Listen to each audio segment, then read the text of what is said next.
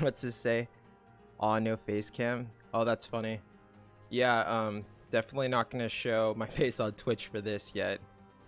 I think that the nature of like the videos that I've done, like the nature of making TCAP videos, it's the kind of shit that definitely can get a person fired just because it's like fucking crazy and inflammatory.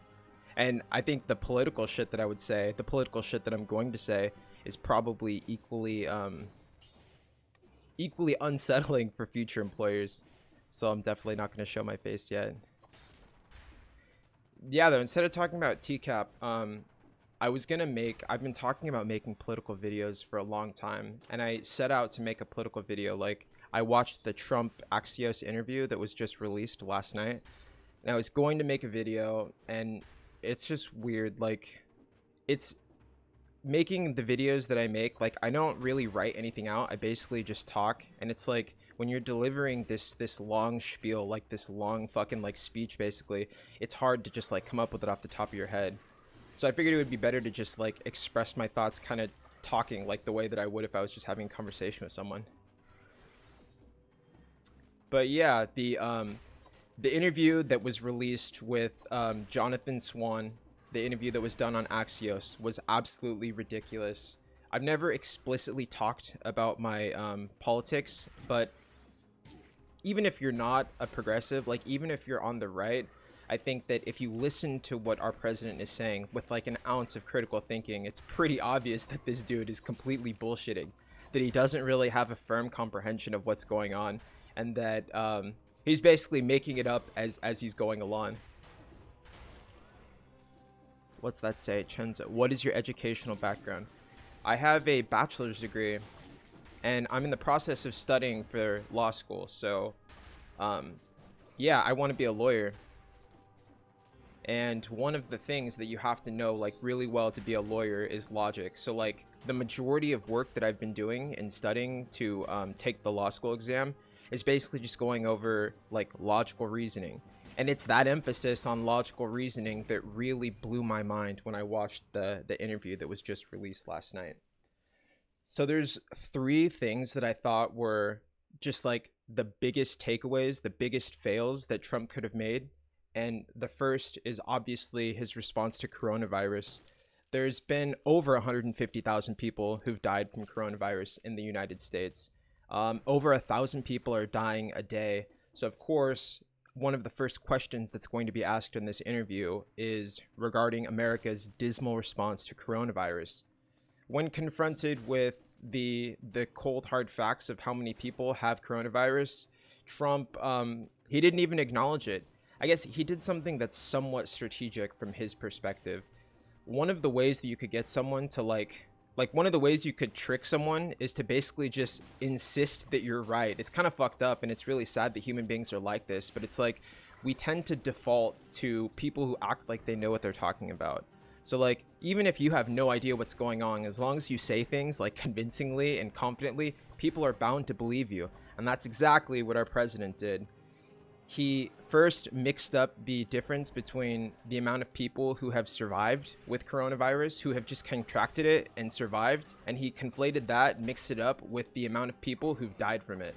So like in the United States, a lot of people have died from it because a lot of people have coronavirus. We have millions of people who have coronavirus, although not that many people have died from it. So the people who have got it are somewhat likely to survive.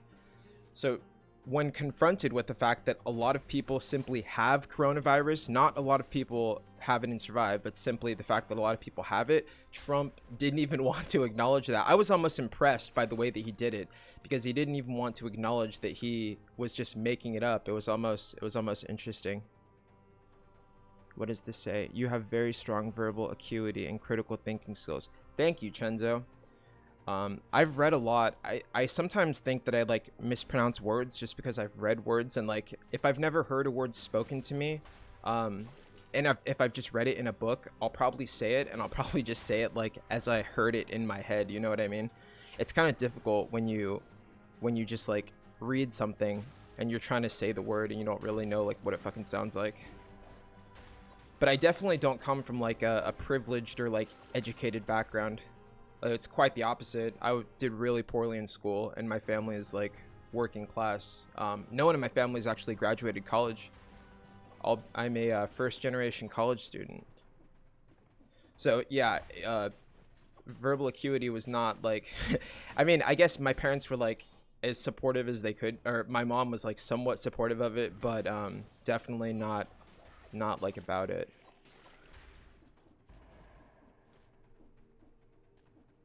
And a very nice voice. I listen to your videos to sleep. Oh, that's awesome. That's awesome. What's your favorite girly princess unicorn star? I'm just curious, what's your favorite video that I've done? There's actually one video that I've made. I get pretty high before like every video, like ridiculously high. And there's one video that I filmed sober. One video on my channel that I filmed without smoking. I'm kind of curious to see if people can tell or not. Like if you can tell that a person is high just from hearing their voice, you know? What county are you? I can pinpoint an accent. What's the accent? Tell me the accent. It's not New Jersey. I'm in California. I think I say dude a lot. I say dude unironically and often, and that's probably like a dead giveaway that I'm a fucking Californian.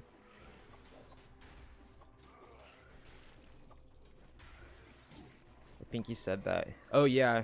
Yeah, I did. I've talked about being from California a few different times.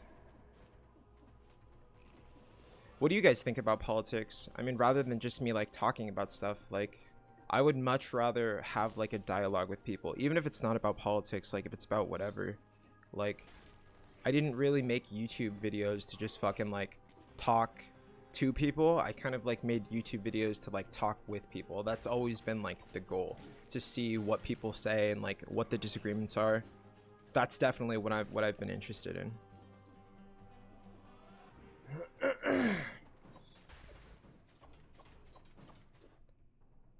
Oh, so you're West Coast. Do you live near any of the Sting houses? I don't live near any of the Sting houses, but like I know the cities that they're in. Like I know people who live in Petaluma. Like what is it? Whatever JPW said. I know people who live in Petaluma, which is funny.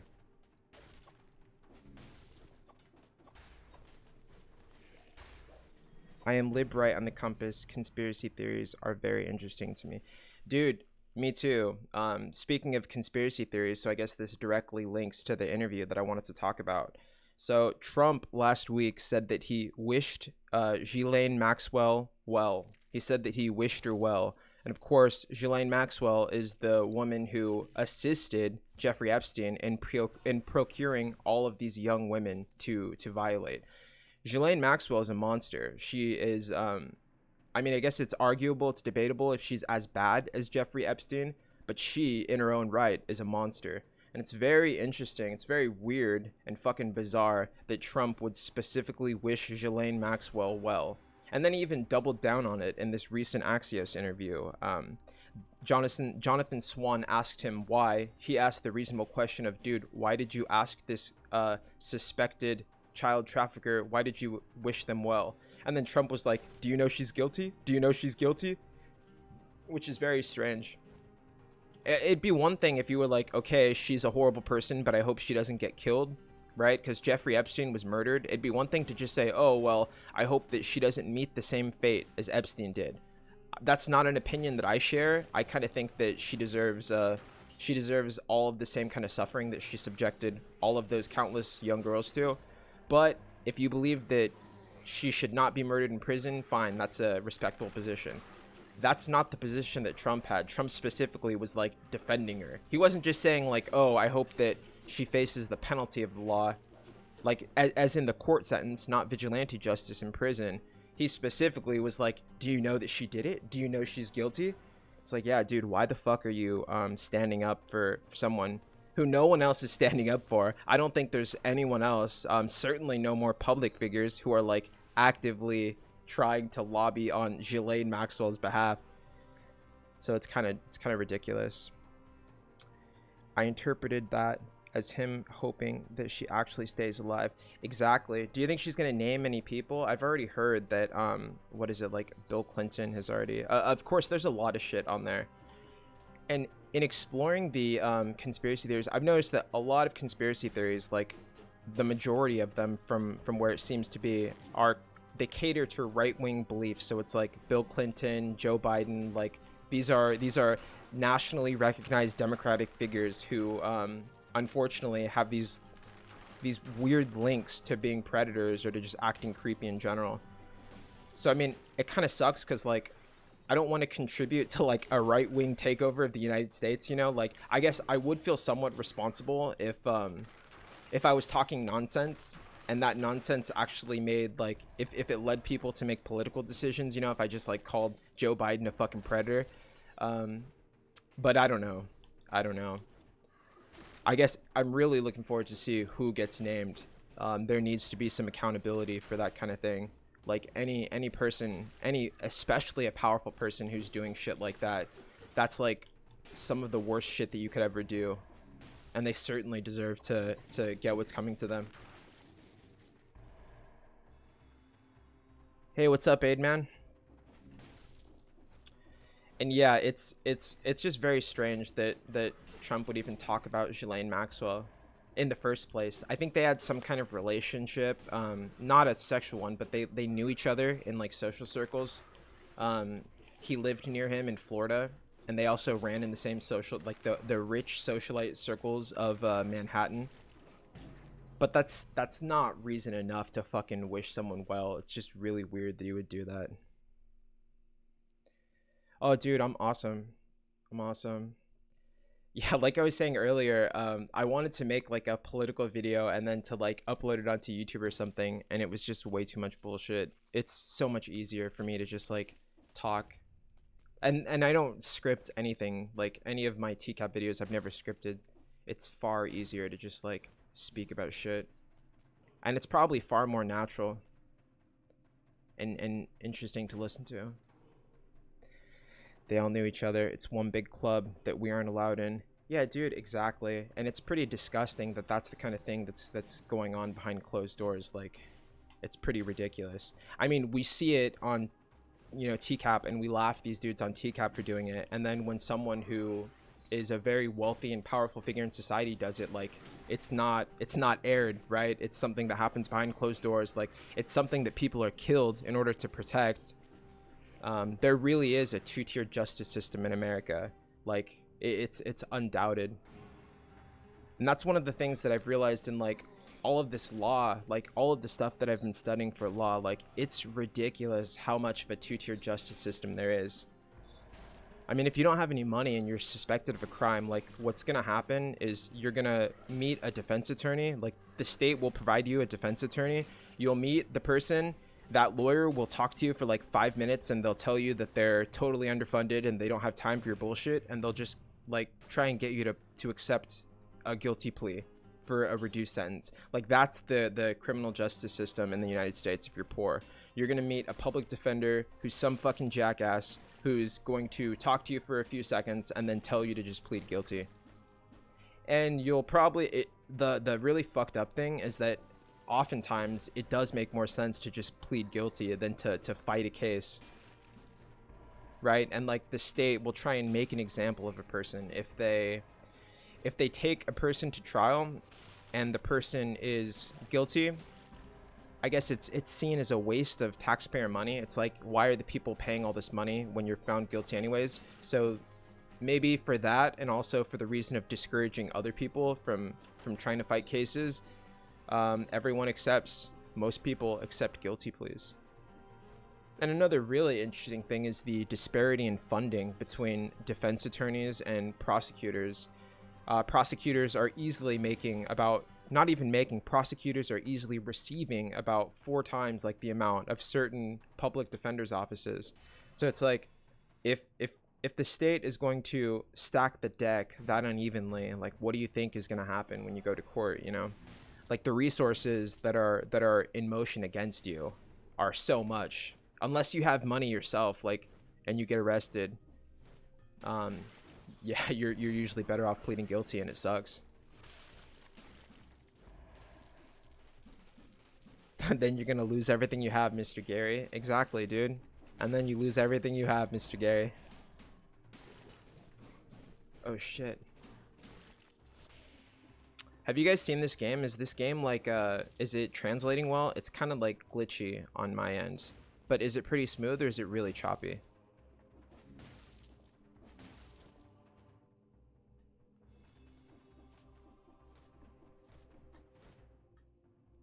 Let's see. Looks smooth. Awesome, dude. Thank you. And there's another thing that I wanted to talk about, another important issue that happened in the Axios interview. So I don't think it's surprising to say that Trump will inflate the importance of his actions, like depending on what he's talking about. Like if Trump has a bruise, he's gonna say it's like the biggest and best bruise ever. Like if he has a fucking sandwich, it's like the biggest and best sandwich. Everything, the word like Trump as a verb like literally means to like one up, like if something trumps something.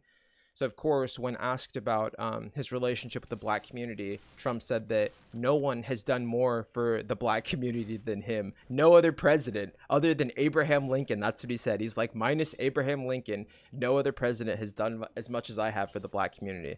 And that's fucking hilarious. The obvious example to bring up would be Lyndon B. Johnson, who signed the Civil Rights Act and the Voting Rights Act, like effectively allowing people of color to vote and not have discrimination. Like those were radical upheavals of the social system, especially in the South. And for someone to say that they've done more for the black community than like any of the countless other people, even if you're not talking about Lyndon B. Johnson, right? Like the person who the question was asked because of, it was Representative John Lewis, who recently passed away. He is a black man who was a congressman who marched in the 60s, who was a part of Bloody Sunday. He was actually, I think he sustained like a skull fracture from being beaten by police while trying to march for his rights. He was a noble person in that regard, like a noble figure in the civil rights movement. And Trump is going to say that Donald Trump, has done more for people of color than someone like John Lewis. Like John Lewis, and I mean, he's done so many obvious things. Other individuals have done obvious things. Trump has so clearly not tried to pander towards the black community. He's made it really clear that his base are white evangelicals, and those are the types of people that he's trying to appease. And he refused to say that John Lewis was an admirable or noble figure. There were plenty of opportunities that Trump had to like offer some well-deserved praise for John Lewis. Even if you don't disagree, or even if you don't agree with his politics, like you could still acknowledge that the dude made significant contributions to civil rights, and he didn't even acknowledge that. It's pretty ridiculous. Smooth. He is a showman, a salesman. Side thought, if you enjoy this sort of game, I think dude, Hollow Knight is awesome. I do like Hollow Knight a lot, and I also like Ori. What is it, like Ori and the Blind Forest, and then Ori and the Will of the Wisps are they're excellent. Yeah, I like these kinds of side-scrolling games. And you basically hit the nail on the head by saying that he's a showman. Like, I haven't talked about this, but I studied communication. I've never talked about this on YouTube, but like my bachelor's degree is in communication studies, and that's basically it's almost like psychology. It's like applied psychology. It's like language and the way that people communicate, and like the reasons that we communicate and the way that we do, and like the very nature of it. So of course, I paid a lot of attention to the meteoric rise of Trump, like from the moment that he started getting attention. Like I have a associate's and a bachelor's degree in communication, so like I've been following this thing really closely. And I remember at first when Trump first appeared, like he's ran for president multiple times. Like he's made multiple runs for president. But in 2016, I remember he kind of like catapulted towards the front of like every newspaper, and he was really like everywhere. He was this omnipotent figure who was everywhere. You couldn't turn on the news without him. And at first I was like, okay, is this dude like a fucking genius? Because he was acting like an idiot. He was acting like a typical, like a low IQ fucking conservative, like someone who's very ignorant and someone who is bombastic and who says crazy things. But at the same time, it's like, okay, he's crazy like a fox, right? Like, how stupid can you be if you end up winning the president? That was my original thought. My original thought was like, okay, so maybe it's an act. Maybe Donald Trump is just pretending to be stupid. Maybe he's like this secret fucking genius who's like figured it out that the people who support him are dumbasses, and that the way to get their support is to act like a dumbass. That's what I thought. And after watching this interview, I think it's evident that that's not the case. That this dude is just genuinely dense. Like, he's genuinely not someone who is quick thinking, and he's genuinely not someone who has the ability to process information quickly. Right? It was funny. Like, one of the times he was confronted in this interview, specifically, Trump wanted to talk about the amount of people who, as I've said, have died from COVID, who've acquired COVID and then have died from it. And then he said that one of the reasons that the United States has more cases is because we do more testing, right? So that's a very interesting statement to analyze. The United States has more cases because the United States is doing more testing. I don't think it takes a fucking rocket scientist to realize that that makes no fucking sense. Like, that kind of reasoning implies that a person can get COVID-19 from a test, right? Like, to say that the reason the United States has more cases of COVID-19 than other countries is because we test more. The next question is like, okay, well, what is it about testing that gives, and the answer is that there's nothing. There's no relation. There's no relationship between, a person isn't going to acquire COVID-19 from testing. Testing is a metric that allows a nation or a group of people to estimate the prevalence of the virus. That's what it's going to do. It's a tool that can be used to judge how bad the virus is, or how many people have contracted the virus. It's not a thing that's going to, by its in and of itself, transmit the virus from one person to another. So even if every person in the United States received a coronavirus test, that wouldn't give anyone coronavirus unless they contracted it like as a result, like indirectly. It's not the test itself. Maybe it would be the person giving the test or something, but taking the test itself does not give a person coronavirus. And it's ridiculous to equate having tests done to why there's so many people who have coronavirus in the first place, right? The reason the United States has so many people who have COVID-19 is because of the fragmented patchwork federalist system, right? It's the fact that a state like California, my state, is pretty progressive. So California has like there's a lot of regulations that are unique to California, that are uniquely stringent. So like mask wearing is something that's required here. But other states, like there are certain southern states like Kentucky or Louisiana, like Mississippi, like that kind of shit.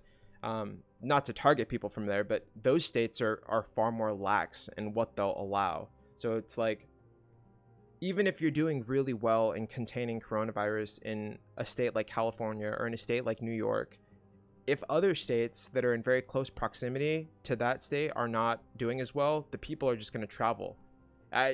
It's really pointless to have like a half-assed response. The only way to effectively curtail the virus would have been to lock down everything, like universally across the board, to require mask wearing, right? Like that's one of the things that Japan did. Japan has a very low COVID-19 rate, and one of the things they did was just require mask wearing. And of course, I get the legal objections to that. Like, I want to be a fucking lawyer. I definitely understand. The biggest legal objections are that where in the Constitution does the government have the power to require a person to wear a mask?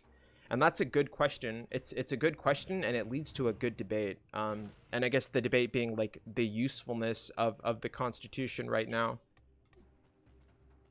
And I support the Constitution. I think it's the best working thing that we have. But still, like, if we need to do something, and if something is in the benefit of the entire nation, there are specific ways that within the existing framework that we have, there are specific ways that we can do whatever we need to do.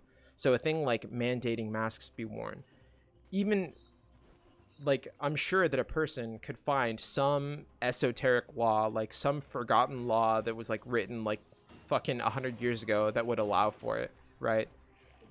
So that seems to be an unconvincing response. Like the legal argument of like, oh well bruh, where does it say in the Constitution that the government can make me do this, right? Like I've heard it compared to tyranny.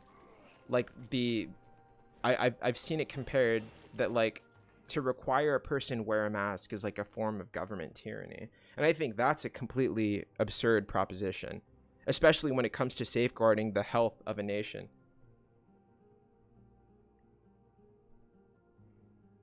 If China tested more people or were honest, then they would have more reported cases, deaths in the US. Maybe that's what he means by that. Oh, I'm really glad that you brought that up. So I don't have that much faith in what China's saying. Like, I don't trust the numbers. I would share that skepticism with Trump over how many Chinese people have it, just because it's being reported by an authoritarian government, right? The government of China is an authoritarian one that does not have a good track record for telling the truth or for respecting human rights. But I don't think that that's specifically what he was saying. Was that, like, what Trump did was he doubted that even South Korea, the country of South Korea, like, that was brought up specifically. I think South Korea has had like 300 deaths off the top of my head, and the United States has had like a significantly higher amount. So when Jonathan Swan, the interviewer, specifically compared the United States to South Korea, he's like, dude, South Korea has had a fraction of the people die that the United States has had. Why is that? Trump literally responded with like, how do you know? Have you been there? Like, have you seen it? So, I mean, like, across the board, what Donald Trump would do would just literally say that it's false, that it's fake news, like, regardless. Side question. Is there a backstory for your Stu Pickles avatar on YouTube? There's not. No, it's just like a super high, like, I saw the image one time and he had like red ass eyes and I was like, dude, I get it. Like, I smoke tons of weed. That's something that I guess that's what I was down to convey. I'm like, okay, if I use this dude as the avatar and he's high as fuck, like, maybe people will pick up on the fact that I'm like a fucking pothead.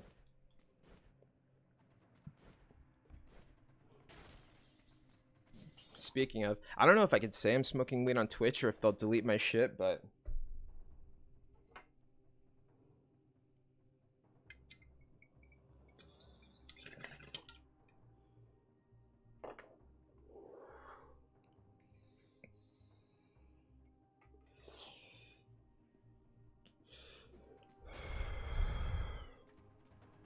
so yeah, it was just something that I saw and that I thought was hella funny. Although I did take the image and like change it. Like, I made it into like a little like white background and like a logo and shit. But yeah, that's a good question actually. Although the image that I'm using for this is actually me. Like, I'm not showing my face obviously, but like the profile picture that I have here on my Twitch account and the profile picture that I have on Twitter, like, those are both my face. I've edited out like my actual face, but you could still see the outline of everything. So I guess that's like the closest thing to a face cam.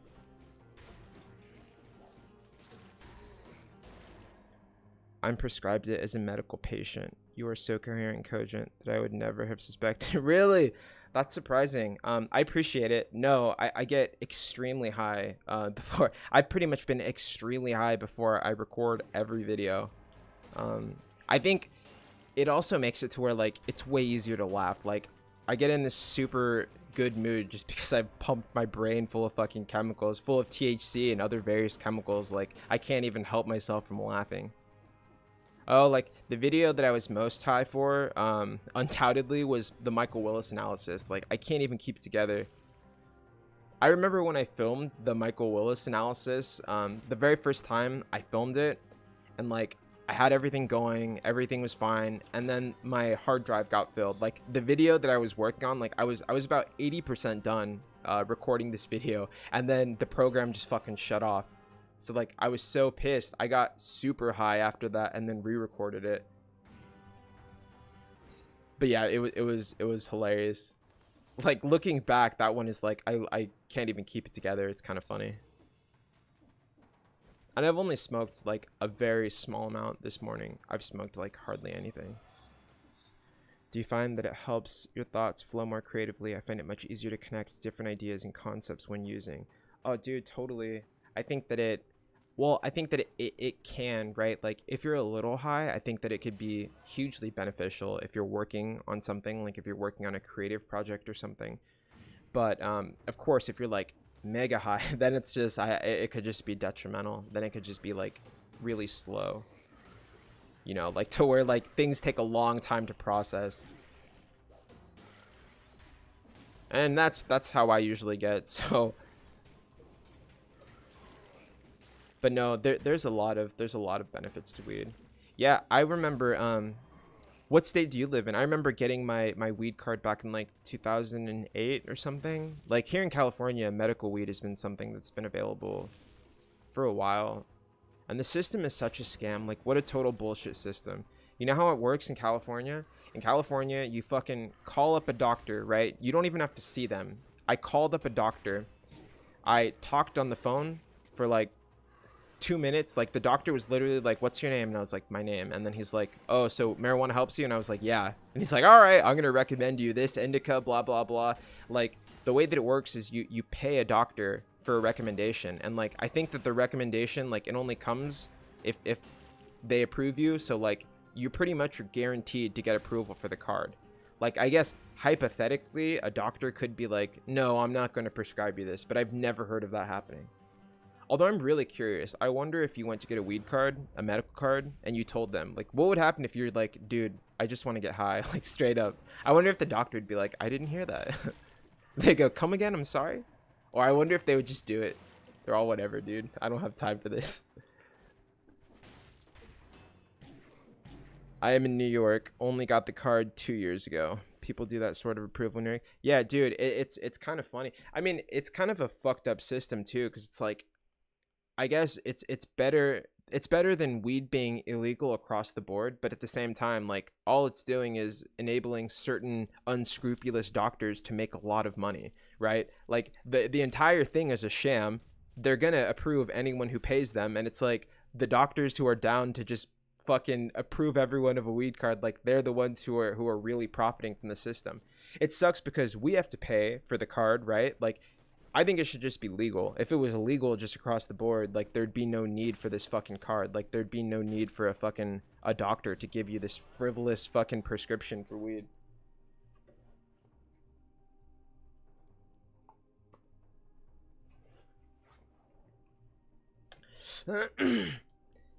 I personally believe that every single drug and substance should be legal to purchase, possess, and consume. Hey, me too, Chenzo. We're in 100% agreement there.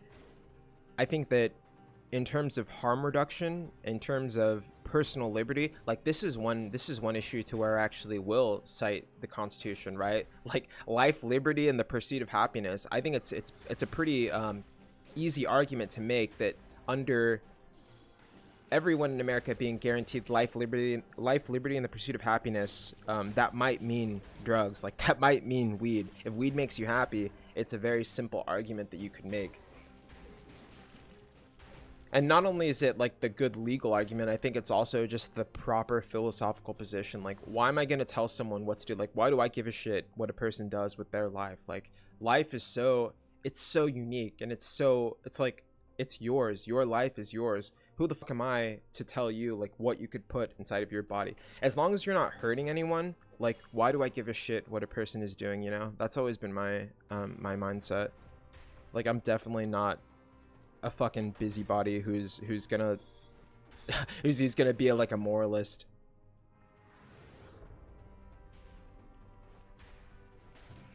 And not only that, I think there's a lot of reasons that all drugs should be legal, right? Like, the amount of money that we could get in tax revenue from the legitimate sale of drugs, instead of just all of that money going to certain cartels and certain criminals who are willing to sell drugs. It would make a lot of money available for tax revenue.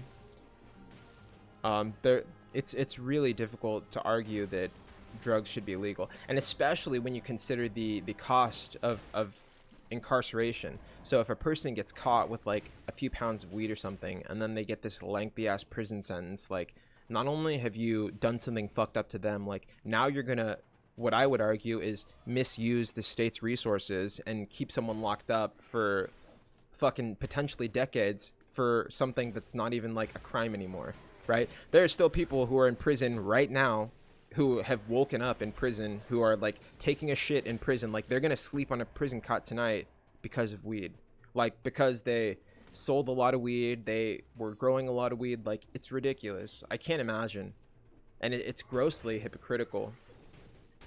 But I guess when his when his gross hypocrisy ever been a fucking issue? The state is claiming partial ownership over my body by restricting me from putting what I choose into it. Yeah, exactly. Exactly. And not only, like, it's also just ineffective because it's like we're still going to do what we're going to do, and we're probably just going to, like, if it's illegal, we're just going to do it in an unregulated and unsafe way. It's almost like prostitution, right? Like, I believe prostitution should be legal too, as long as they're consenting adults. Like, what's the issue? People are going to be doing it anyways, and it's, in my opinion, better for people to be doing it like with the safeguards of the state than just on the fucking side of some like dirty alley where horrible things can happen to them without legal recourse. Like, assuming that prostitution was regulated in any meaningful way, it would presumably be safer for the people who are doing it. So yeah, there are multiple reasons. And I always thought that was kind of paradoxical too. It's like the Republican position has typically, and the conservative position has typically been like less government overreach. Like the state is less up your ass than they would be. And paradoxically, it's oftentimes Republicans who are like the social moralists. So it's like they want small government and like deregulation for businesses, but like don't put your dick in another guy's butt. Like you can't do that. It's kind of crazy.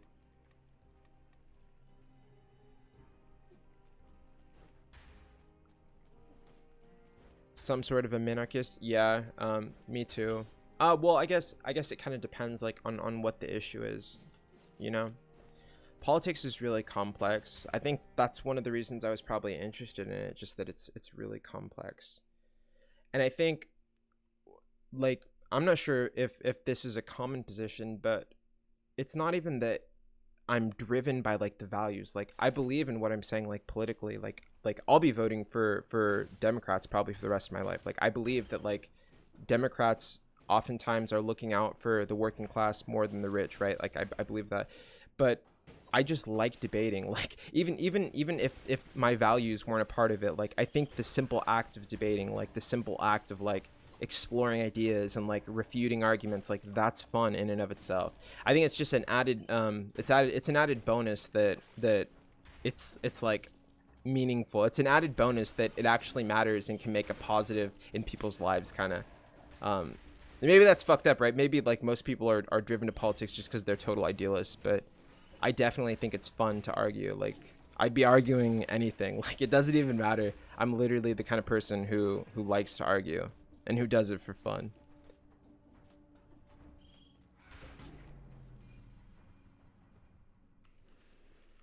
Oh, you're gonna watch the debate 101 video? That's awesome, dude. I know that one was very interesting. I had a lot of fun when I was recording that one. And it's a trip too. It's like that that was like completely random. Like I don't think I even talked about it. I think I just like woke up that morning. Like I didn't fucking plan it. I just like woke up and was like, okay, I'm gonna do a like a 2-hour long lecture on fucking speech and debate and arguments and shit. But that's the kind of stuff that I'm like really interested in. TCAP is like obviously a part of what I think is interesting, but it's not even close to being like the entirety of like my interests, obviously, right?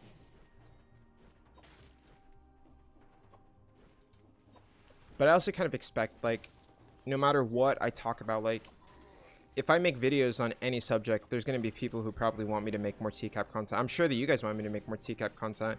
I don't know when I'll get around to it. Like I've said what I want to say about TCAP in video form, you know, like I don't know when I'll be making another analysis video. Well, I think if someone releases like the Michael Manzi footage, then I'll definitely make an analysis video. Like when we get the raw footage for the HVP dudes, that's what I'll make my next video. But like until then, I don't know when my next TCAP video will be. And especially as we approach November, like this shit is super interesting. Politics, I mean, like, you know, speculation, political analysis, like this shit is really interesting to me. And I doubt it's as interesting as TCAP is to many other people. So like, I know how it goes. But like, even if a few people find this kind of thing enriching, it's valuable for me just for that. Like, even if a small amount of people can appreciate this. And I think another thing that I'd like to do is debate. If anyone wanted to debate, like, that would be a really fun exercise. Like, if someone wanted to have a debate with me about why they were voting for Trump, I think that would be a great thing to fucking stream and to talk about. What does they do? The Jim Roush phone call? Exactly. No, I know. Like, I don't know when I'm gonna be doing the Jim Roush phone call. I don't know. I mean, I don't know that I will do it. Like, realistically, I know that everyone wants it, but like, dude, when I've tried to do a couple TCAP videos, and it's like I feel like I'm just repeating myself at this point. Like, I have 60 something videos. Like, I feel like I've said so much. Like, it kind of sucks. Like, when it gets to be formulaic, you know what I mean? When you're doing the same shit like over and over and over. And I think eventually, the same like TCAP jokes, it was just not as fun. Like, it was really fun when I first started doing it. Obviously, I made a fuck ton of videos, like a lot. I made kind of a lot of videos really quick, but yeah, I don't know. It's like, it's not as it's just not as interesting for me as it was when I was starting. But I'm not gonna delete any of the shit that I have. Like, it's all up there, and I'm glad that it's up there. And that's also kind of why I didn't make a like, I thought about releasing this like on my YouTube channel, but it's like, I don't even know. I don't even know if I'll release political stuff like directly onto Fast Eddie. I might just leave Fast Eddie, like, you know, as itself. I think what I will do, okay, so what I'm planning on is like an actual analysis of Joe Biden and an actual analysis of Trump. So I think that the next videos that I make on Fast Eddie will probably be those. Like, it won't be like this. Like, it'll probably be like an analysis video where I like judge their posture and like fucking talk about them as people. But I think as we approach the election, like, that would be what I want to do next.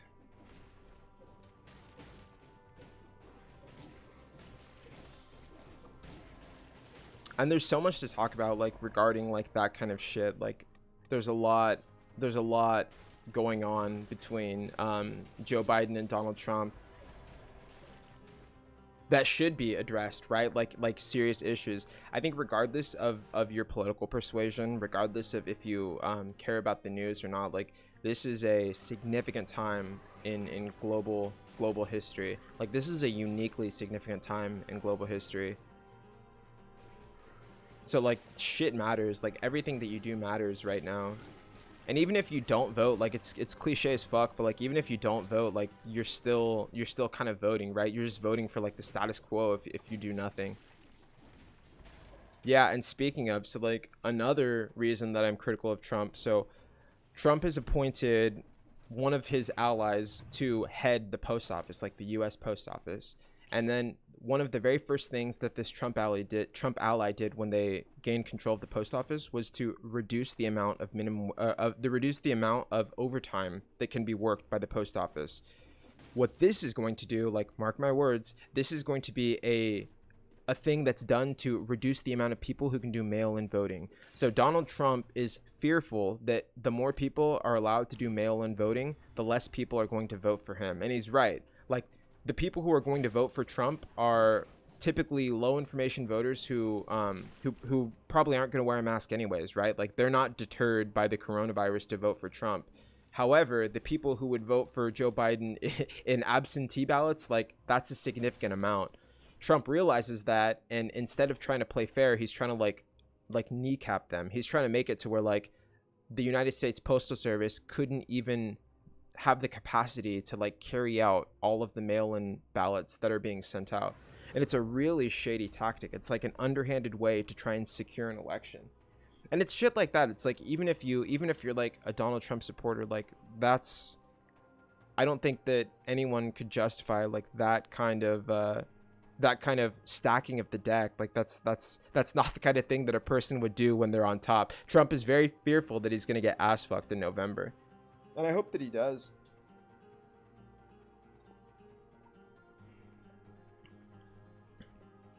Okay, I'll watch. Thank you, Girly Princess Unicorn Star. I actually really appreciate that. I appreciate that you'll watch whatever. those who count the votes matter more than those who cast the votes. That is very true as well, right? Like, what is the point? Once again, Chenza, I think you've made an excellent point. It's like, the integrity of an election is only as good as the integrity of its voting system, right? Like, you can't have an official vote if the people who are supposed to tally the vote are not even tallying it. Then it's just authoritarian. It's just like authoritarianism with a different fucking name. But I think even so, that was brought up specifically in the Trump interview last night too. Like, Jonathan Swan brought up that the Republican Party uniquely has a well-funded voter mail system, and Jonathan Swan reasonably asked, he's like, okay, Trump, like, your party, the Republican Party, accepts mail-in voting, absentee ballots. There are other people like Trump's daughter-in-law or some shit was like urging people to vote with absentee ballots in California because of COVID. Like, why aren't you just accepting it? Like why this mixed message? And he had no response. Of course, it was just deflection. And Trump is a master of that. I think that, like, from a communication standpoint, it's very interesting. It's like, you can convince someone of anything if you just fucking repeat it long enough. It's like, just keep repeating yourself, and then you can eventually convince anyone of anything. And people will start to believe you just because they're hearing it all the time, right? Like, repetition is one of the best ways to bring home a message. So when people hear Donald Trump, like, always saying the same things, like always saying the United States is doing the best, always saying that things are perfect, always saying that America is great, like, they just believe it. It's fucked up. It's really fucked up. It's almost like abusive relationship manipulation. It's like, you just like tell someone that you tell someone over and over that they're worthless, and eventually they believe they're worthless. It's like, you just repeat lies and people just start to believe them. It's sad that kind of thing works, but that is a wildly successful tactic in communication. Like, there's a reason that Donald Trump won the presidency. What he did was effective. He lost in 2016. He lost the popular vote, so Hillary Clinton did get more people to vote for her, but the electoral college still went to Trump. But aside from that, I think that the news coverage, like, Donald Trump dominated the news cycles. Like, everyone wanted to know, like, what he said.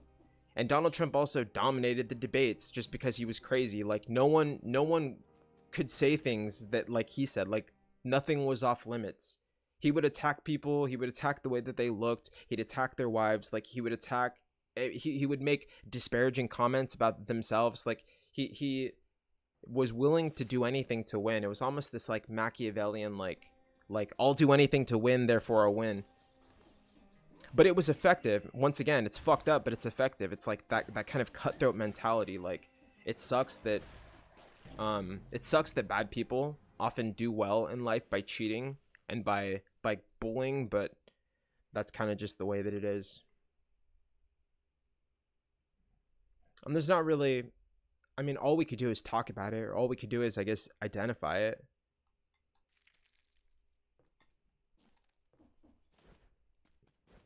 But it's just a wild time to be alive. Like, it's a wild time to exist. And I think despite all the shittiness of 2020, like, I'm definitely glad to be alive, and I'm definitely glad to be alive in this era. We're all lucky as fuck, I think. Like, the things, the societal and the technological changes that we get to see, like, in our lifetimes, it's wild. It's unprecedented in human history, and it's just wild.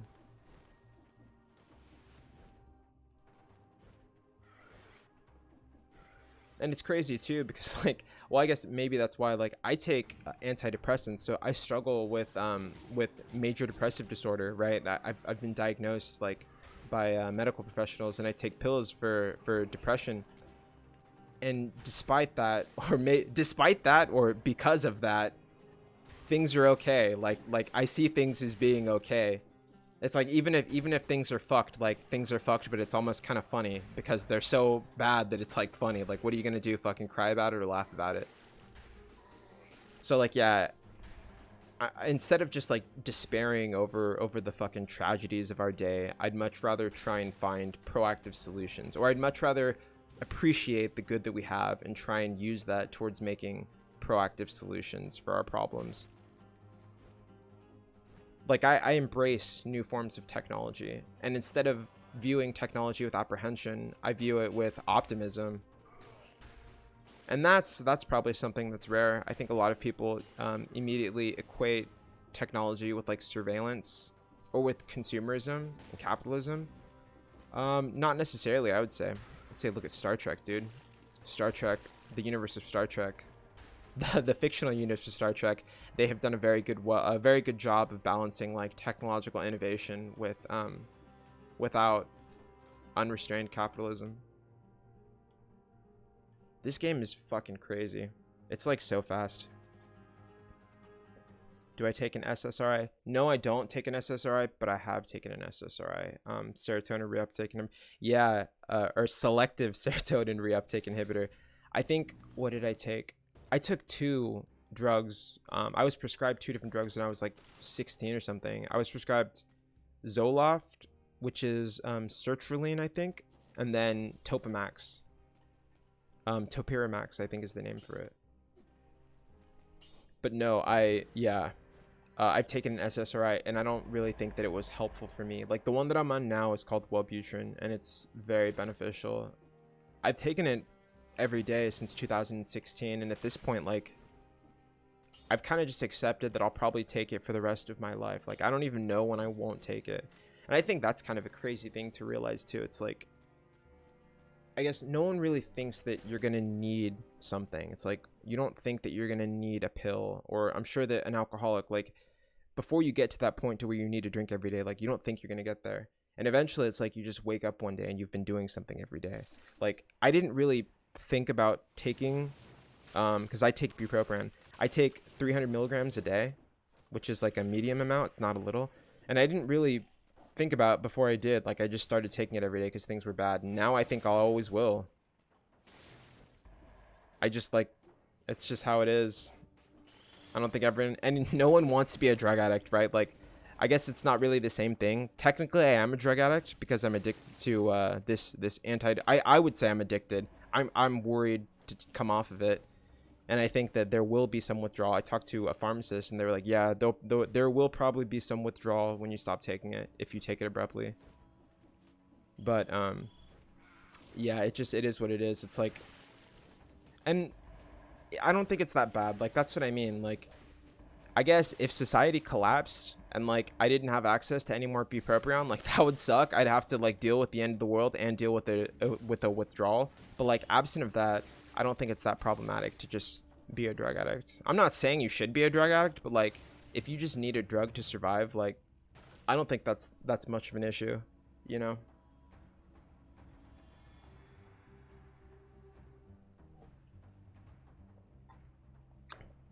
I know the feeling. I have no large intestine and I take opium every single day. Oh, dude, really? What's that like? If you don't mind like talking about it, are you okay? Like, that sounds very significant. Your large intestine is like an integral part of your digestive system. And when you say you take opium, do you actually take opium, or do you have like some kind of pain pill that you're prescribed or something? That'd be interesting if you actually had like the poppy plant itself. Like, my friends, some of my fucking junkie friends have like fantasized about growing fucking opium poppies and just like cutting it and shit. But Wellbutrin is actually yeah, it does kind of crack me out low key.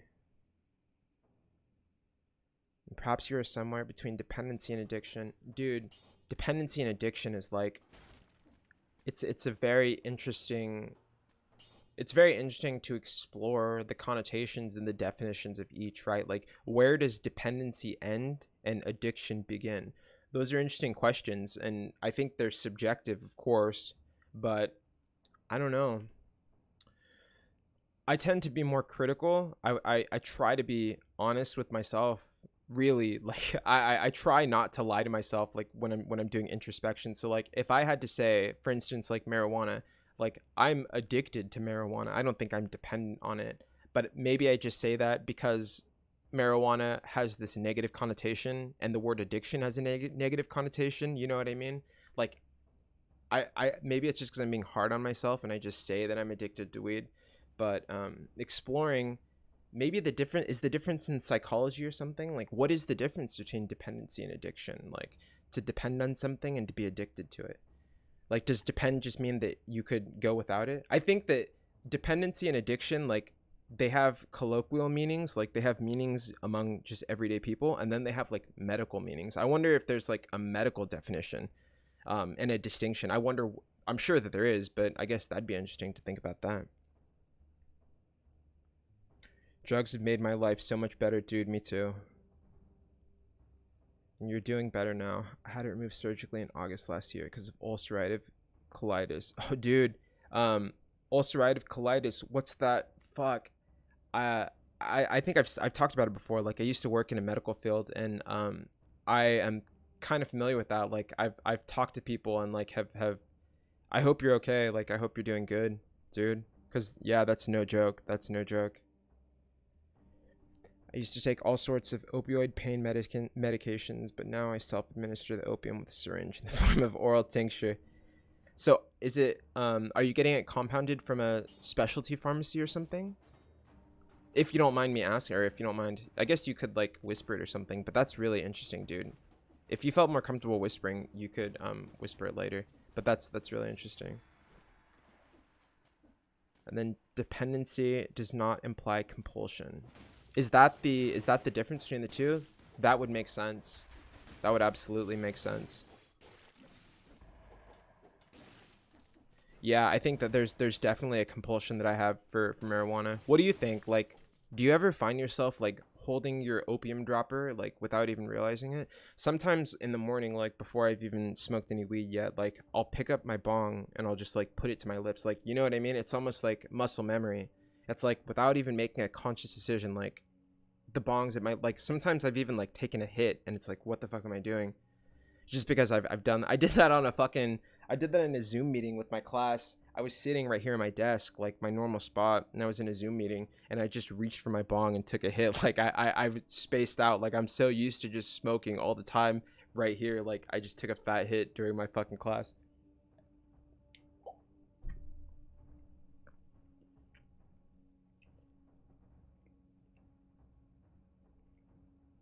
No, none of this is seriously private information. This is good. I take it in such small doses that don't really make me feel any psychoactive. Really? That's interesting. So, are you taking it just for the medicinal effect? I guess I think I've like I had a really bad addiction to benzodiazepines, like undoubtedly. I don't know if I would say that I was addicted to opiates, but I've certainly abused opiates. Like I've taken them a lot. But my dad undoubtedly is addicted to opiates. I was just talking to him last night. Have you ever heard of kratom? He gets a fuck ton of pain pills. He gets a fuck ton of Vicodin prescribed to him. And he went through his month-long prescription in 2 weeks. And he called me up like desperate for kratom. I introduced him to kratom, and he like swears by it. He says that it's like one of the only things that helps him when he's ran out of his Vicodin. And I've taken kratom, but I've never taken it like specifically to reduce pain. Although I've heard promising things. I've heard that it could be really positive in alleviating people of like all kinds of random symptoms. Yes, it is mainly to slow my bowel motility. Oh, so the kratom is? Yeah. I think kratom also has like, there's a multitude of uses that it has. That's another thing too. It really sucks that the FDA tried to ban kratom. I think shit like that is fucking horrible. Like, I guess you can make the argument as to whether it should be regulated, like whether it should be like bought at a Walmart, like legit for human consumption. That's a separate argument. But like whether it should be just allowed to exist or whether it should be like burned on site, like that's a much simpler question for me. Then again, I don't really support like prohibitions.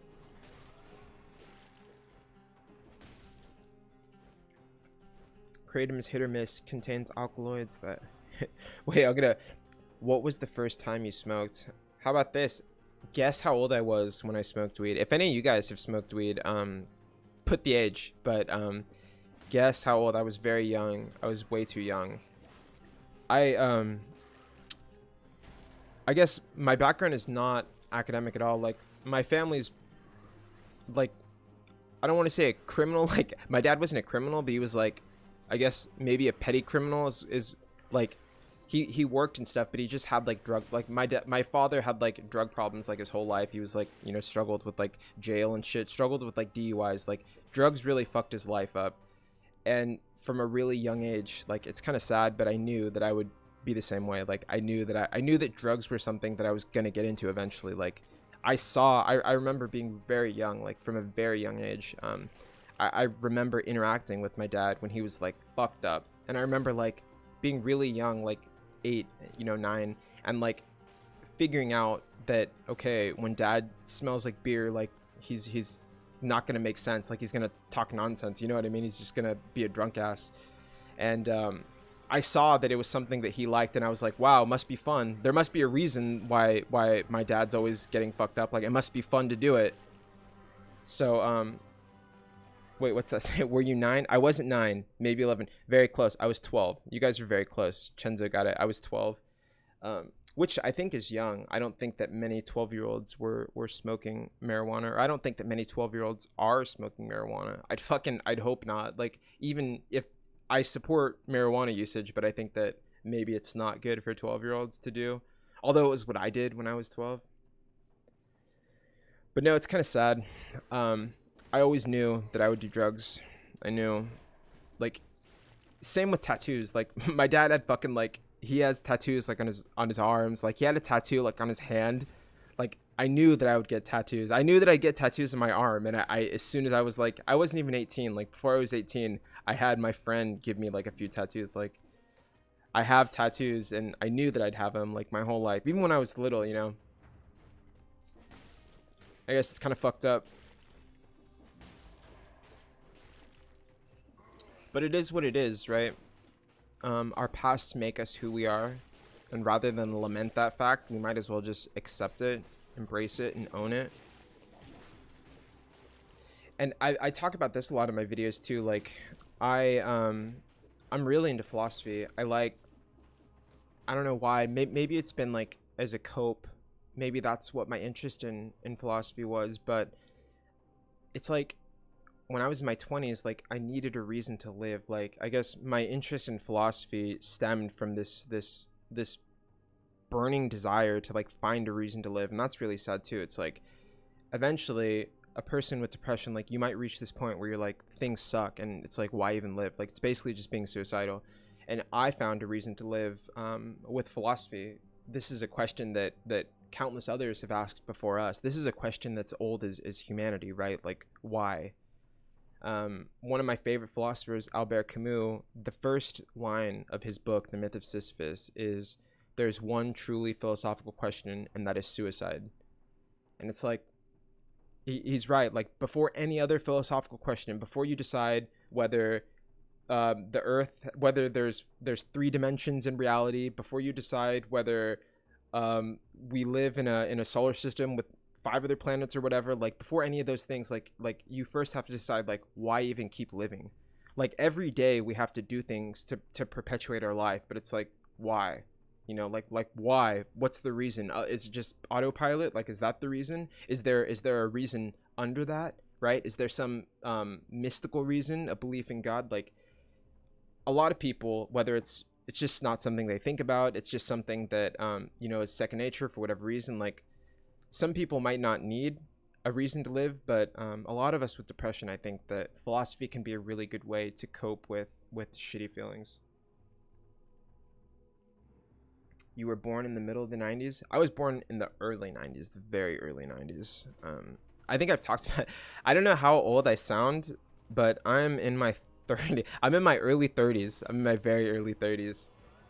I think that I also look pretty young though. A lot of people have thought online that I'm like fucking 18 or something. People have thought that I'm like, they're literally like, oh, shut up, kid. Like, what are you talking about, kid? I'm like, dude, I'm fucking 30.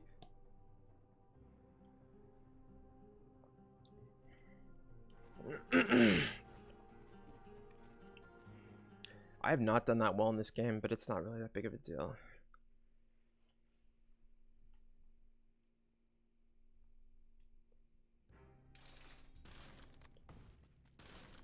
But yeah, it's just kind of crazy. I'm at the very tall end of my 20s. I loved experiencing the 90s and miss it so much. Dude, I remember the 90s too. What a time. Um, do you remember how old you were when you first got a computer in your house? Like a personal computer, you know?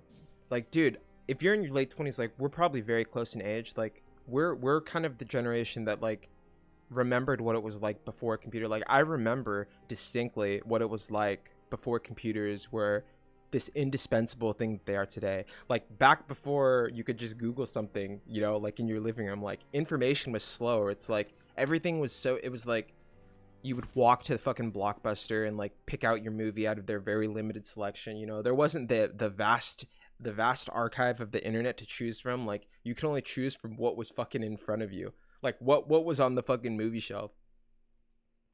I don't know. Maybe it was an easier time too because there was less to choose from. I think there's almost like a shit. There's almost like a form of paralysis that arises when there's so many options, when there's so many things that you could choose from. Um, Maybe it's easier for people to choose from smaller options.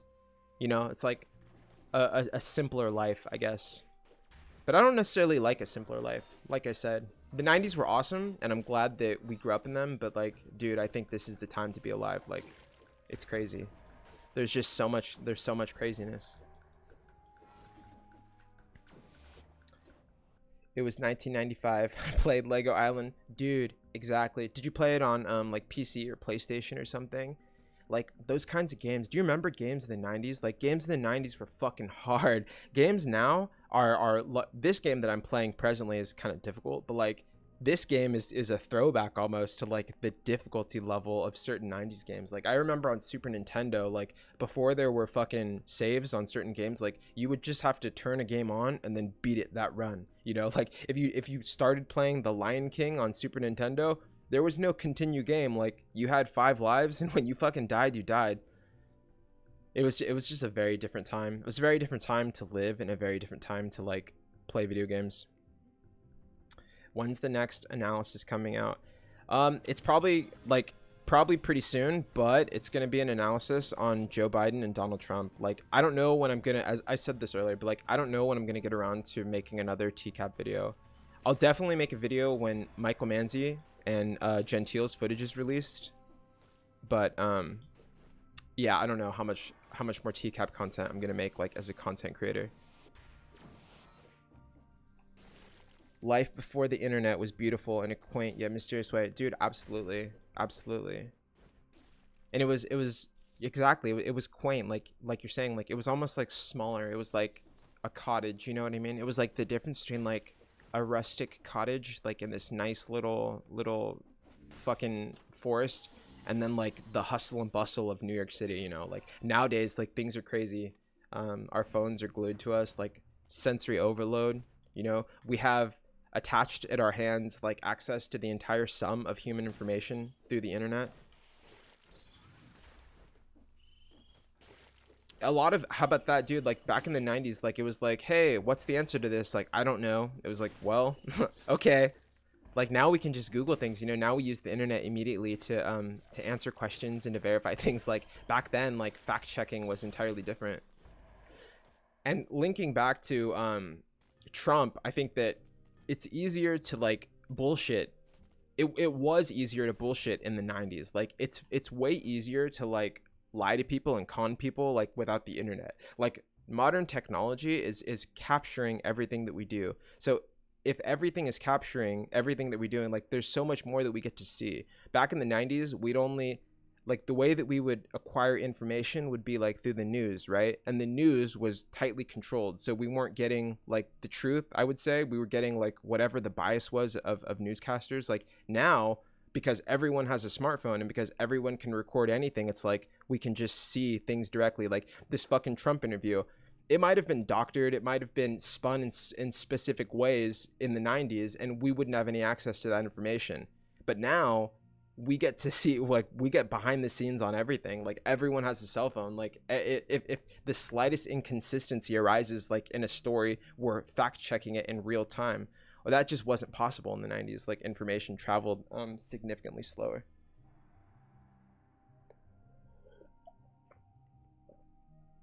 That TCAP content has been getting me through work.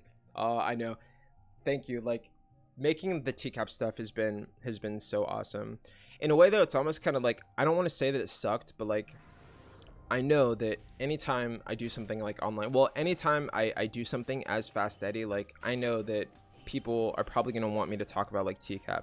I guess an example is I like, fuck, I like Anxiety War, Mr. Gigi, you know, like I like them as content creators, except of course like the best things they ever did were TCAP, but you know what I mean? Like there's been a lot of content creators who've made TCAP content, and like a lot of content creators who've like gotten really big making TCAP content and then have stopped kind of you know.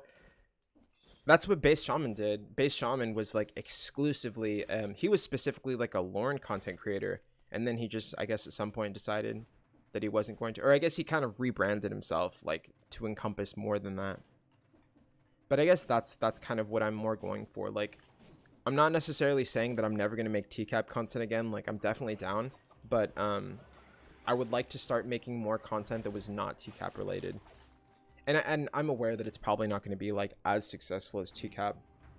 But then again, I never thought that my TCAP videos would get like a fucking fraction of the views and the attention that they've got. That still kind of blows my fucking mind. But it's so awesome. We relied on other human beings for information and assistance so much more back then. Dude, absolutely. Now, computers are an indispensable part of our lives. Perhaps they were behind the scenes, but the transition from analog to digital, you know, like the transition of like the way that things were in the 20th century with VHS and with like a rudimentary internet, like now it's a completely different world now. Like media is pretty much entirely digital. Like physical copies of media are almost obsolete at this point, when like in the 90s, like physical copies of media, like a disc for something, you know, a CD, a cassette, like that was how information was primarily distributed. That was how art and information was distributed. Now it's like all digital. It's crazy. We don't even need fucking cables, right? Now it's all digital, and it's all digital and wireless. It's wild. And I wonder what it's going to be like. Like, I wonder if this is the way it's going to be until the end of time. Like, I wonder if there's ever going to be this time where, like, society collapses and, like, it's a reversion back to hunter-gatherer times. Or I wonder if it's going to be this optimistic future where it's like Star Trek. What do you guys think? Do you think it's going to be like a Star Trek future or like a Fallout future? Who knows? I think the way it's looking right now, it's looking to be a fucking Fallout future. I think that nuclear proliferation, right? The amount of nukes on Earth, the amount of bullshit that exists, I think we're much more likely to head towards a fucking Fallout reality. The TCAP community still craves content. No television content has entertained me more than TCAP. It was shocking. It was amusing. Dude, exactly. Like, I remember, when did you guys first start getting into TCAP content? Like, do you remember the time? For me, I think it was like 2016. No, it was probably 2015. It was like, I remember, of course, like being in my 30s. You know, I remember when TCAP aired back in 2000, whatever, like 2006, 2004. And like I remember like laughing, thinking it was funny, but I didn't really rediscover it until 2015. Like, I don't know what I was doing, but I found like an Isaiah analysis, or like I found some analysis, and like it cracked me up. Like I couldn't even believe it. And it was so lo-fi, you know what I mean? It's like, to make a TCAP analysis, like all we do is we press play on a video, we record ourselves, and then like that's basically it, you know. Like it's crazy that that kind of content is so enriching. Like, well, maybe not enriching, but entertaining. And it's like, it costs so little, you know what I mean? It costs very little effort or energy for us to make. Although I don't know, if I tried to make a TCAP video right now, I don't think I would be, I don't think it would be as good as it was. Like, I think I've just said, I feel I would worry that I'd be repeating myself, you know, with like the same jokes. It's also kind of crazy to make TCAP videos. Like, it's kind of crazy. That was why smoking tons of weed helped, just to like get in like the laughy haha part, you know, because it's like when there's a TCAP analysis, like we tend to expect that it's at least somewhat humorous. And it's kind of weird that TCAP can even be humorous, right? Like, obviously, if real people, if real minors were being victimized, it wouldn't be funny. But the fact that it's just decoys, like the fact that no one really gets hurt, I think that's what allowed me to find humor in it, obviously. And well, I guess the only people hurt are people who kind of deserve all the shit that's coming to them, you know? Like the only people who really suffer, I guess the people who suffer most, right? Like the family of predators, they suffer too, but I guess the people who suffer most are the people who deserve it in TCAP. It's almost like fucking like the last good fight there is, you know what I mean? It's like TCAP is like justice. Like if you talk to one of the decoys, like you're gonna get caught, you know? There are real predators who like Jeffrey Epstein, right? Who do shit like that, and then there's no accountability, like they escape justice. Not in TCAP. TCAP is like this isolated universe where like you're gonna get yours. If you talk to the decoy, like you're gonna get caught and you're gonna be put on fucking TV, and Chris Hansen is gonna fuck you in the ass. And it's kind of nice to see like that kind of justice play out like dependably, you know? It's like the good guy always wins, you know, in those ones. Hansen is always gonna come out victorious over the predator. And even if the predator gets found not guilty, like we're still gonna fucking mock them and like laugh at them online and make sure that the world has not forgotten the evils that they've committed. I first watched TCAP as a teenager when it actually aired. It always stuck with me.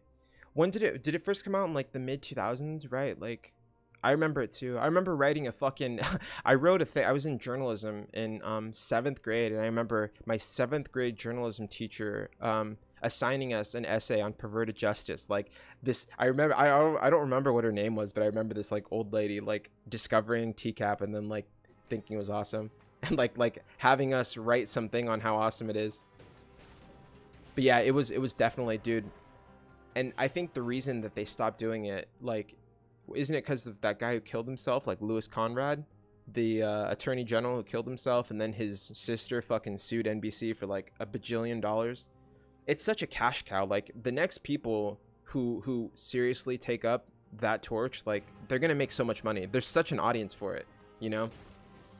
Like just look at Anxiety War. Anxiety War has a massive audience, and all the other predator poacher channels, people have a desire to see that content.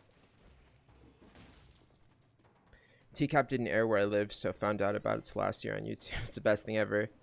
Really? What country are you from, if you don't mind me asking? Was it like forbidden? Like was it like intentionally hidden, you know, from the public, or was it just not aired on television, you know?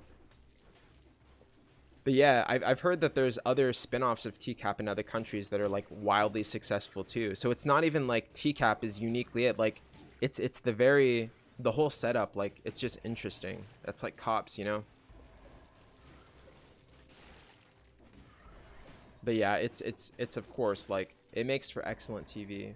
Like what you said about it, it's real. PJ always seemed too loose and unprofessional as an organization to me.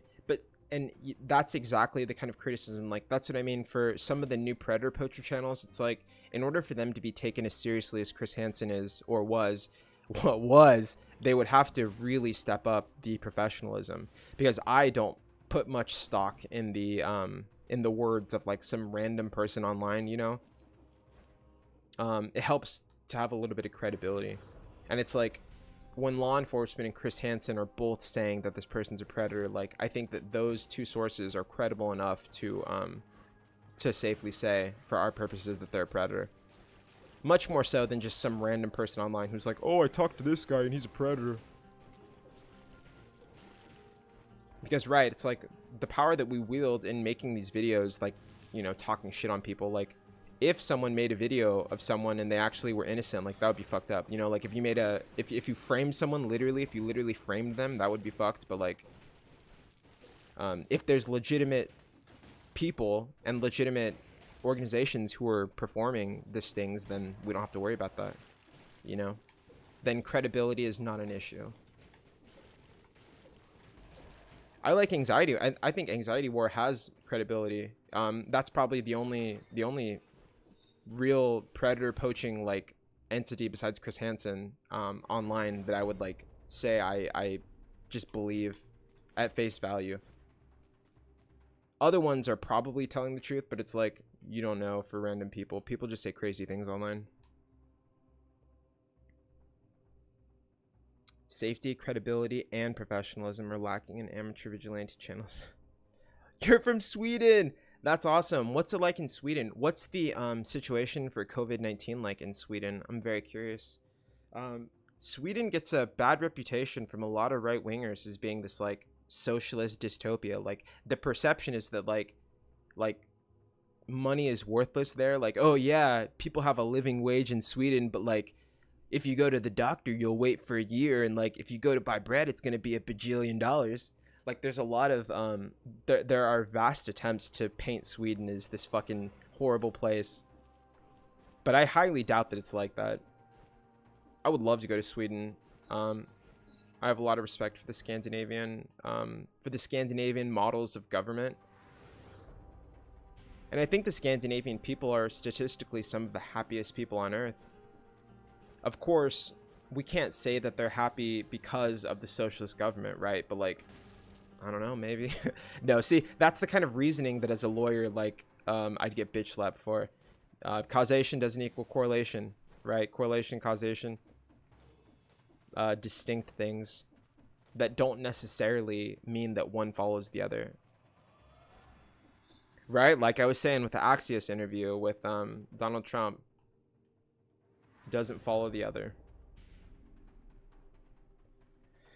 My favorite Twitch streamer is a Swede who hates how much the state takes from him. Is it PewDiePie? He's the only Twitch streamer I know, and that makes sense. Like, if like, I don't want to be fucked up, but like, why would you live in Sweden if you're gonna be like a wealthy person? Like, it seems like one of the worst places that you could live if you wanted to like maintain your wealth.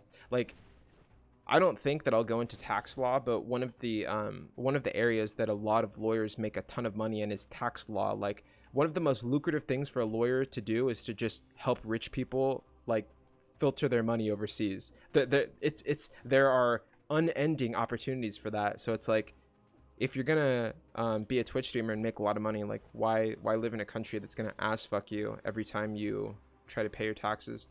I mean, maybe the cultural attachment is really strong, but yeah, I'll probably never leave the United States. I'm pretty rude. I'll probably never leave California, at least not to live anywhere. Like, dude, I'm pretty stuck here. It's really cool. I don't think there's anywhere else on earth I'd rather be.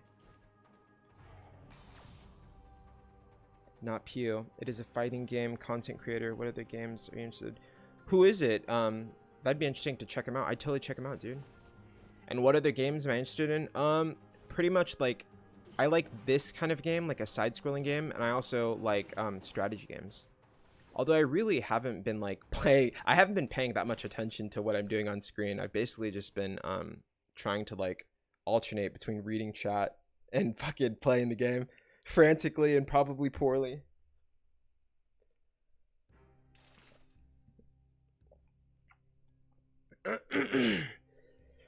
It's almost like normal here. No lockdown. Very, very few people wear masks. And yes, the healthcare is free, but you wait 2 to 3 months to see a doctor, and that sucks. Yes, exactly. So free, right? So like when we say free, like someone pays for it. You're right. Like there's no such thing as a free lunch, and that does suck if there's exorbitant wait times for routine procedures. Like that would be, inefficient. I think the issue with I at least remember in 2015, the issue in Scandinavian countries was migration. It was immigration, right? So like I guess a system that provides as much as Sweden does, like it's fucked up, but like it's really effective if not that many people are coming in to take advantage. Like I don't want to default onto the typical right-wing position, but like it's very difficult to sustain a socialist welfare state if more people are coming in and not contributing than contributing. But I don't know if that is still going on. Like I don't know the demographics of Sweden, so I can't say that if there's a long wait time it's because of that, but I've heard that point being made, and that seems like something that makes logical sense. The man SWE, and he plays Tekken 7, which is currently my favorite game. I'm considered streaming it myself. Dude, Chenzo, do it, dude. I'll totally hop in your stream. Do it.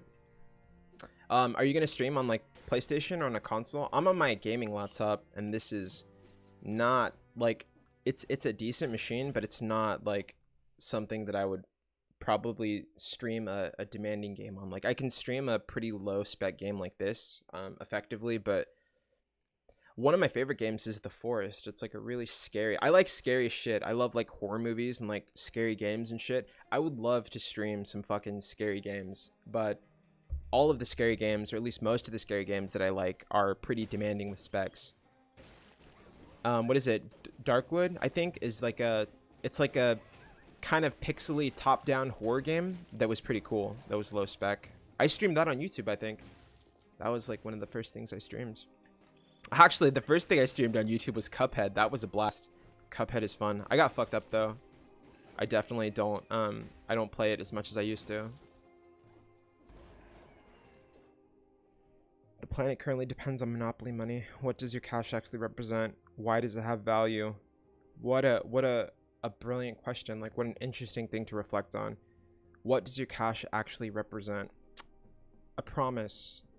Cash, as we know it, is a promise. I think it was in 1977 when Richard Nixon, quote unquote, freed us from our golden bars, right? Like, a country previously, the way that you would assess how much wealth it has was how much gold it has, right? Like, the paper that a country passes around, like, that's basically a promise for like a certain amount of an actual valuable thing, like gold, like some kind of commodity, right?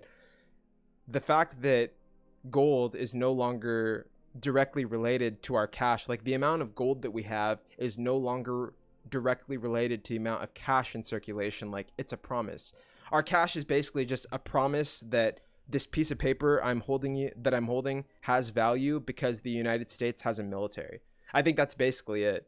Like the military would basically enforce the value of our money. Like as long as there's a United States, like that piece of paper, that fucking green piece of paper is going to have some value.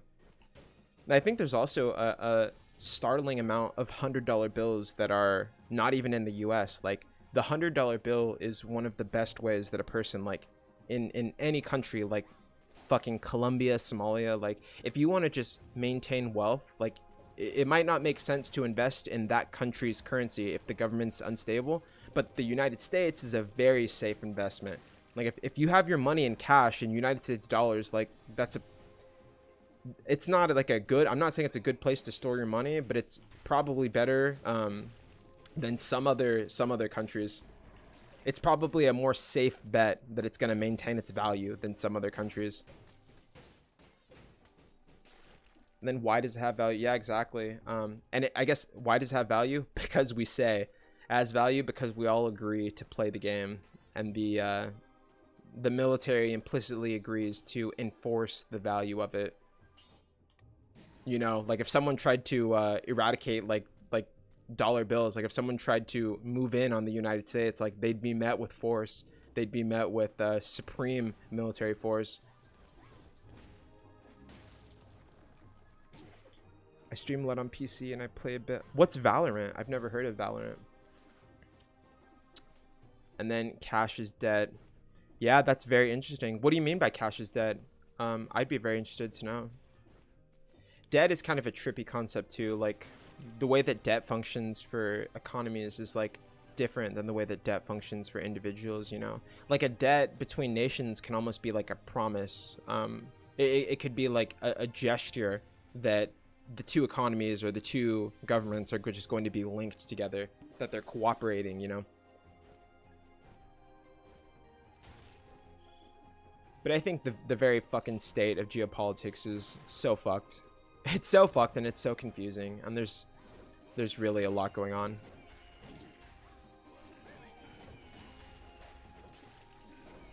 I don't know how much longer I'm gonna stream for. My throat's getting kind of dry. I don't have that much water, but I'm like very appreciative that you guys have stopped in. This has been really awesome. Thank you for sticking around to like see this kind of like test stream. I'm not sure what kind of content I'll come out with next, like what my next stream is going to be on, but it's going to happen. And thank you to everyone who stopped by. I'm probably just gonna sign off now, but it's been real, and I appreciate the fuck out of everyone for spending your time here.